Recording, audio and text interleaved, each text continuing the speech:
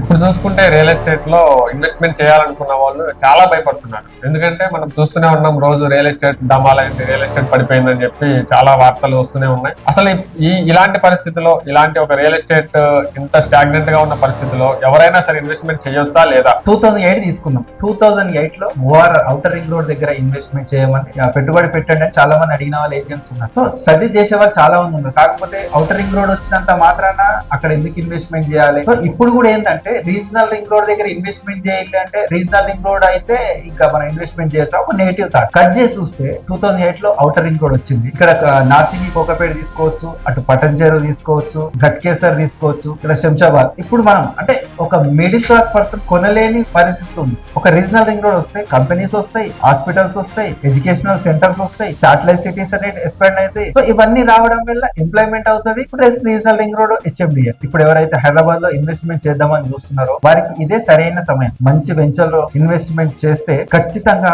మీరు short time ఒక 5 to 7 years లో మంచి రిటర్న్స్ ఎక్స్పెక్ట్ చేయొచ్చు.